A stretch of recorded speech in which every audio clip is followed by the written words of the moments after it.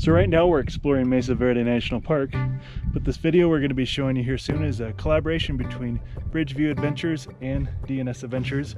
We're going to be showing you the differences between full-timing and part-timing RVing.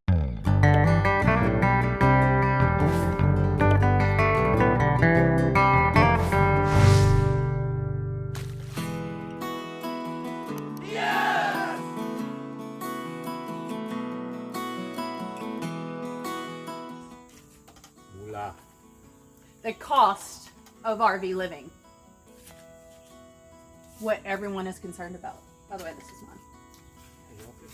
It's mine. You can't have any. So, the cost of RV living with full-time versus part-time or weekend warriors. Wow, I don't know. I think full-timers have the advantage over us for this one. So one of the disadvantages of being a part-timer is that you have to pay for your home or your land, and you have to pay for your weekend fun. So we kind of just look at it as a mini vacation, I guess, when we go. Yeah, I mean, being a getaway. Yeah, the cost of a getaway, but basically we're still paying for all of our home stuff, our monthly home expenses, all the utilities. We've got the yearly property taxes that we're paying for, and then if you have a mortgage, you know, you're paying for that monthly mortgage rate, the insurance, whereas full-timers, you know, they're just paying for whatever the RV costs, the taxes their tow on the vehicle. RV and the insurance on the RV. We have twice the payment, because if we go to a campground, then we're paying whatever their expenses are. There's one campground that we go to. Now we do rent. It's actually a camp resort, but we rent a golf cart, and it could be close to $100 a night. Always. By the time you rent the golf cart, and their sites are expensive. Their sites are almost $50 a night for a full hookup. They're more than that now. On the holiday 60, weekends, I think they 65, might be 70? 55. Yeah, it's over $100 a night if we rent a golf cart. But so that can be expensive. So we got to think about that. And I guess some of the other. Oh, and right now we have our RV in storage. Storage. Yeah. Got to pay storage fees if there's not room where you're living to keep your RV. Then you have to pay to store it.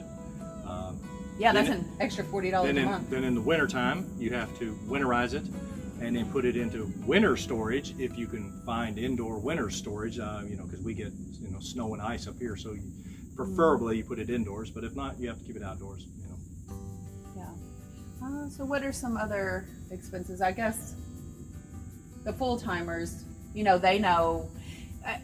As weekend warriors, we generally go a lot on holidays and weekends. So the campgrounds, they jack their prices up. So the prices are higher. Yeah, on the holidays and weekends. So almost all of the ones we go to around here, they jack up the prices. So if you are a full-timer, you know, you can get monthly rates or weekly rates versus just the weekend or, you know, the holidays where they jack up the prices. Or if it's worth joining a club or a program that you get discounted rates at certain places, you know, like a Good Sam's or other programs, where us as weekend warriors, we can't utilize it enough to take advantage of that. We did have Good Sam's, and I actually did like it. A few campgrounds that we went to, we got a pretty good discount, but we didn't use it enough. No. To really get used. But I could see if we were on the road full time, if we do that for 6 months out of the year, we will get some memberships, because those would be very handy. But yeah, that's another cost. So we paid for the cost of the Good Sam's membership, but I don't think we might have broke even that year. I know there's also, you know, the full-time RVers utilize some of the lesser hookups because they're accustomed to the processes and being used to not using as much water, not, you know, the septic and things of that sort. Weekend warriors, we're not used to that. We're not accustomed to it. So we tend to stay in full hookup a lot more often than we stay at just a electric only hookups. So that drives the price of part-timers up. Yeah, and also where we live here in southern Indiana, you know, we tend to stay local. We don't have BLM land it's state land that you can stay on for free. Boondocking really a lot around here. So, I mean, you could probably find some boondockers welcome sites, but you know, generally when we're just going for the weekend, we do want the full hookups and the Wi-Fi, and so we're going to pay extra for that. Now, if we were on the road full time, I would definitely be boondocking more or using more of the BLM land to save money. So, and also on being weekend warriors, to us, each time we take the RV out, it's kind of a big thing. It's a trip for us. It's exciting. So adventure. When it comes to eating, we tend to get steaks and pork chops and baked potatoes. Yeah, the whole big gamut of food, and load the fridge down and with stuff that we don't normally eat, but since it's an exciting trip, we spend more on that. So that's a higher camping cost for us. Yeah, and you generally tend to spend more on groceries because, like he said, you load the fridge and your cabinets up because you don't know what you're going to feel like eating. So, like, everything's loaded down and you come back with, like, more than half of the stuff that you went with.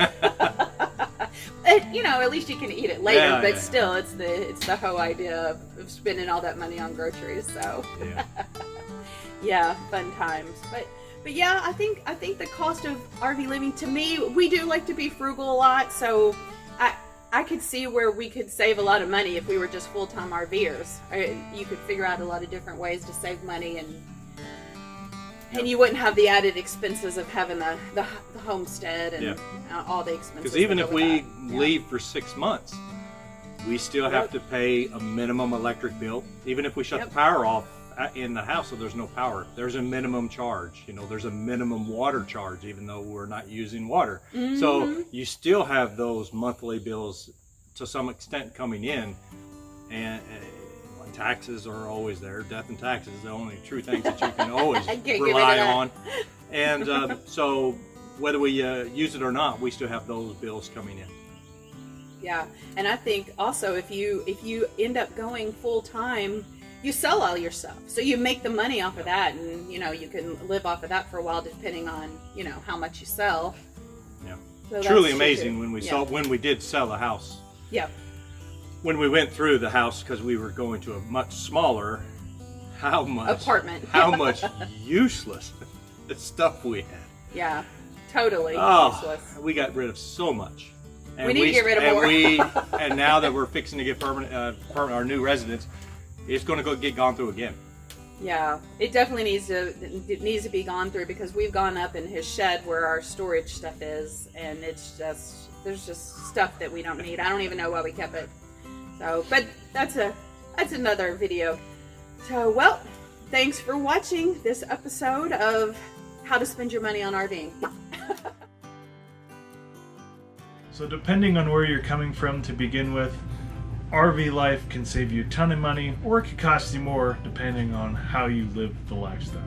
For us, coming from Connecticut, in a very expensive part of Connecticut, it was much cheaper to live in an RV. So depending what your salaries are, if you can do remote on the go, if you have to stay stationary, there's so many different aspects that can really change how much money you save or how much money you spend while you're RVing. There's also tons of ways to save money while you're RVing as well when it comes to RV memberships. Like I made a video on that, and I might be able to link that up here in the description or something like that.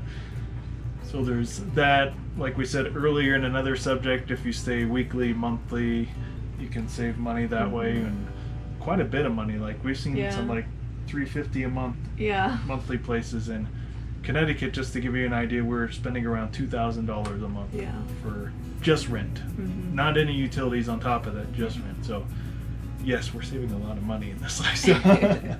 I know some people have recently made videos on YouTube saying they spend about that much money, but they travel a lot more than we do as well. So it really depends on your pace of travel. Yeah, that daily rate is usually a lot more expensive. We've been at campgrounds where it was like $40 or $50 for the daily rate, but somehow their weekly rate was like $200. Like that's a pretty big discount. One of the main things we really wanted to do before we joined this or joined this lifestyle was becoming completely debt free. We wanted to have everything paid off in case there was something that came along the way that basically ruffled our feathers or Yeah. got in the way of what we wanted to do. So being debt-free gives you so many more options and takes away a lot more of the stress along the way. I know that's easier said than done for a lot of people, but Yeah. for us that was really one of our main goals before we set foot into the RV lifestyle, in case one of us lost our job or something, or one of us quit our job while we're traveling. So it can be a lifesaver. So since we're towing on a week-to-week basis, and this would be even more so if you're towing on a day-to-day basis, gas for the truck. If you're used to getting 50 miles per gallon in a Prius, you're not going to get that while you're towing an RV unless there's a hybrid RV I'm not aware of. Not that I'm aware of. But some people might be able to tow a teardrop behind the Prius. Maybe.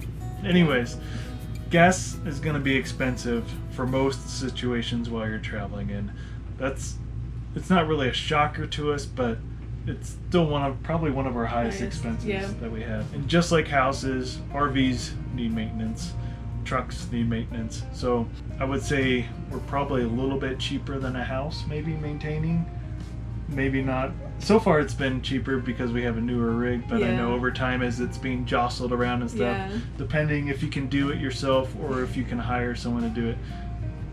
I guess I don't really know the comparison between a house and full-time, but part-time. I mean, your house is going through an earthquake every time you move, so. Yeah, so I guess part-time it might not be as expensive as far as RV maintenance goes, but you also have your house expenses on top of that. So I don't know if there's really a. Yeah, it's kind of hard to compare. Yeah. So like we said, overall to our Connecticut expenses, this has been a much cheaper lifestyle. But I used to live in Indiana, and Indiana was about half the cost of rent as our Connecticut place. So there you're really getting into, okay, living in a house might actually be cheaper if you can find a rent that's cheap enough, depending on where you are in the country, because cost of living changes so much throughout the country. Yeah. But overall, I would say most of our costs living in the RV lifestyle has been cheaper. There are some that are more expensive, like we said, such as gas.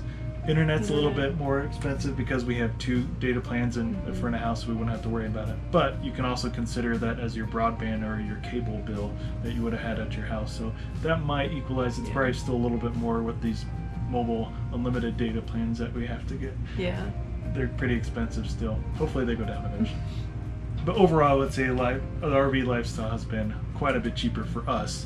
It's not going to be cheaper for everyone, but how we choose our pace and everything, it's been cheaper for our lifestyle.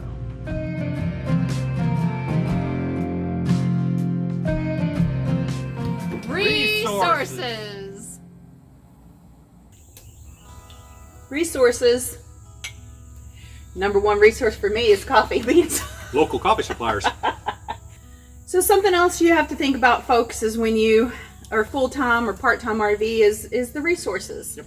So I think we might have an advantage over full-time RVing when it comes to resources. Right, you know your local shops. You've got a local mechanic who works on your RV that you know and trust, and he knows your RV.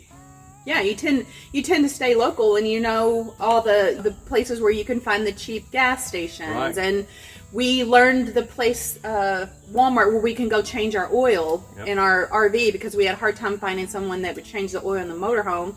We finally found a local Walmart, was able to change it. They have the big bays that you can go into. And then when we had the tires changed, we have a local place that changes the tires. So, but they do semis. Yeah, they do big rigs. They do big rigs, but it's a hometown place. But one of the hardest things that sometimes we have a tendency to find for resources is the propane. Because ours is built into the motorhome. Right. We cannot take the tanks out to take them into, or use the exchanges that are at gas stations and Walmarts and things like that, where you just exchange the tank and strap them to the front. We don't have that. Ours is built into the unit. Yeah, so we would have to do some extra searching for, flying. I think some of the gas stations like Flying J and different ones will have, the propane tanks. But, if you're not close to them at the time, you might have to make an extra trip to find a place where you can fill up with propane. But we have some place local now that we go, and we don't have to worry about it. And being part-timers, we usually top all that off before we leave. We go to our gas station that we know that the RV likes the gasoline. All 87 Guzzles it, all, you mean. all 87 octane gas is not the same.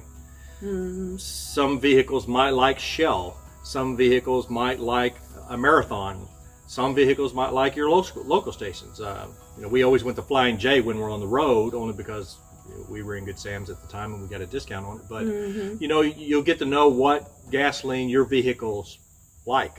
And the cheaper gas stations. I mean, there can be a big price difference in the price per gallon on gasoline. So we know the ones that are cheaper around here, and you know the ones that generally work for us. So. And we can top off the propane where we know we can. Yeah. Yeah. So one of the advantages that we have for food resources is that at the land we can have a garden, and we also at the land have planted a lot of fruit trees. I mean, just about every fruit tree that you can find, just to be in preparation, knowing that we're going to be living there. So, and to see what grows. Yeah. So yeah, that's a good addition. Yeah. And then what else? Oh, well, I mean, you know, even if you're out on the road, some things break on your RV, like the sink will leak, or just small things. As long as it's a small thing, we can wait until we get back from the weekend trip. Or even if it's a 1 week trip, if it's not too big of an issue, if the awning isn't sliding out right or gets a tear in it, we can wait till we come back, and then we can take it to our local shop. Or Tony can fix it. That we know. Or I can let it sit out back while I let the steam roll off, and I finally want to mess with it, and I can go outside and work on it, you know, at my luxury, on my own time.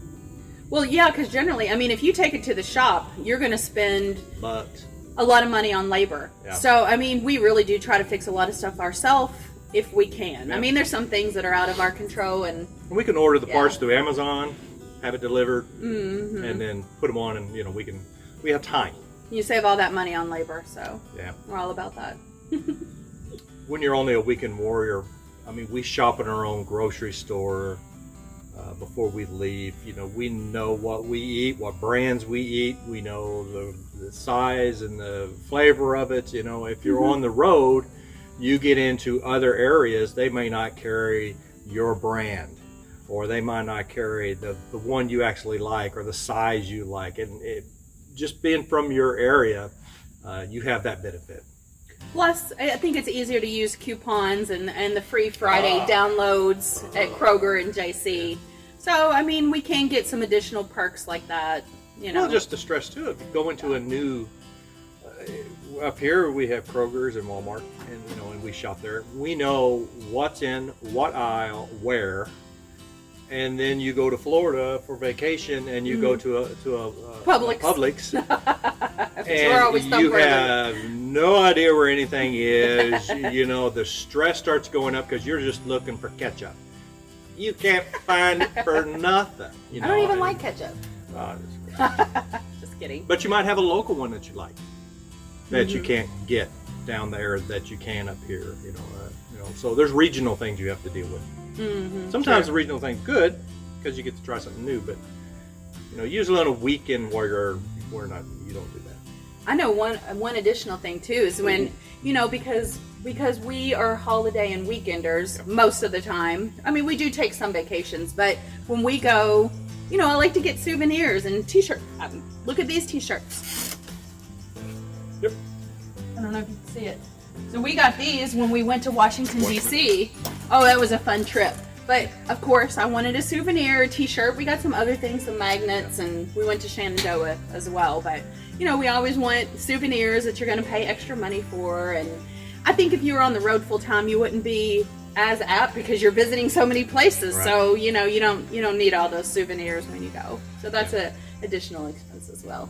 You know, generally speaking, because we're weekend warriors, we kind of stick to the same campgrounds in the close areas. If it's just a weekend, we stick pretty local, within 2 to 3 hours at the most. Yeah. We know where they're all at. We know where our phones work. We know because we're doing just a weekend trip. We tend to go to the full hookup campgrounds, and they have Wi-Fi, good cellular service, full hookups. So yeah, we always have water available. You know, before we leave the house, if we need to take water with us, if we know they're not going to have water, we can fill up at the house, the apartment, at the land, because we have water there now. We can always know where we're going to be able to have, you know, water resources, propane resources, electric for the most part. You know, we're not on the road and needing to find a spot to pull in overnight and have to worry about do we have water to get us through the night, or are our black tanks full? Oh my gosh, that's a big worry. If your gray and black tanks are getting full, you got to find some place to dump those. So I mean, we're not on the road full time, so I don't know really how hard that is, but it seems like it would be, could be a difficult situation to get yourself into, because those are the kind of resources you need to get rid of. So yeah, well, I think that's probably do it for resources. So Resourced out. me too. I'm out of resources. Yeah, back to coffee. Back to coffee. So one of the main resources people think you go through quite a bit in the RV lifestyle is propane, and turns out we don't really use a whole lot of propane. Like, we have two 30-pound tanks and one 30-pound tank. Since we don't boondock, we mostly use electricity, utilize electricity as much as we can. Pretty much lasts us, what, 4 months? Something like that, yeah. Yeah, so, and propane's really not all that expensive. No. So it's, comparing that to a household where you have gas, oil, or whatever your heating supply is, wood, it's a lot cheaper in the RV lifestyle because we utilize things like electric heaters. We don't run our furnace very much. And the refrigerator runs off electric, or water heater runs off electric. So having the propane/electric has really been a lifesaver as far as saving money on propane. Not that I think it would have been that much more anyway, but probably not. I mean, all we really use it for though is cooking and water heating, and that doesn't use it. Or even water heaters electric, right? Yeah. So just cooking basically. Yeah, and we originally bought an induction heater so we wouldn't even have to use our stove for cooking, but stove is so much more convenient to use, so we barely even use an induction. We could cut down propane almost completely, because that's really the only thing we use it for, besides traveling from location to location. Right. But yeah, propane's not really that big of an issue. To go along with that, though, we don't really use we don't usually have to pay for electricity. Staying from week to week or day to day basis, you don't have an electric bill. Sometimes when you stay for a month, you have to pay for electric, but if you're a part-time RVer, you still have all those payments with your house for RV. We've pretty much cut down almost all of our utilities. I mean, you still have cable, cell phone, stuff like that, but yeah, it's saved us a lot of money. Yeah. So one of the biggest things kind of in our lifestyle, since we both work remotely, is finding cell signals. So that's definitely one thing, kind of a disadvantage to full-time RVing. So far we've been able to pull it off, but it kind of adds to the stress of traveling, trying to find a place that has good cell signal and everything else that we need amenity-wise. So obviously, if you're living in a house, you probably have broadband to be able to work remotely if you have a job working remotely. So that can kind of be a disadvantage for full-time RVing. Yeah. One of the downsides of full-time RVing is not being able to have a garden, though, which I love to do and really miss. It's probably one of the big things that comes to my mind whenever we talk about downsides, is not having our own land. Yeah, and I mean, you could maybe do a container garden out of the back of your truck if you're very resourceful, but I imagine some of that dirt would spill and stuff and get everywhere. Yeah, that seems like it would be a mess. We may have to pause this because the rain's starting to come down a little bit harder now. Alright, I think there's a break in the storm, so we're going to try to continue to film this. So, although Blaze is a picky eater, not that Deanna is a picky eater, but we do have some issues of finding particular foods along our travels. Yeah, so I have pretty specific dietary restrictions because I have food, I wouldn't really call them allergies, but food sensitivities to a lot of different things. So, I mean, most of the time we do our food shopping at Walmart, but there's a lot of things they don't have that I would like to be eating, and so sometimes we look for other grocery stores and things, but when you're in a small town, sometimes all you have is Walmart. Yeah, or not even a Walmart in some situations. Yeah. So trying to find Walmarts along the journey just to try to keep some sort of consistency can kind of be an issue sometimes. Mm-hmm. But one more advantage of full-time RVing is that as you're traveling from place to place throughout the country or the world, if you travel RVing, you get to experience all the different local cuisines in the area. Like there might be something in, if you like Cajun food in Louisiana, for example, you can try Louisiana Cajun food, or just wherever you go, there's going to be the fudge in Mackinac Island. Yeah, like barbecue in Texas. Barbecue in Texas. Like be able to do a little bit of taste testing here and there. That's one of the main advantages, and you can do that from week to week. Like I could stay in Texas for the rest of my life eating that barbecue. Like that's some good stuff. Well guys, so I hope you enjoyed this video comparing part-time versus full-time RV life. It's been fun doing this collaboration with Bridgeview Adventures. Thank you guys so much for reaching out to us. This has been a really fun experience. Sorry it took so long to get this video put together. A lot longer than I anticipated. But we made it. We got it. So if you guys enjoyed this video, hit that like button, subscribe if you want to see more videos like it. You can also check us out at DnSAdventures.com. And as always, Adventure on. adventure on.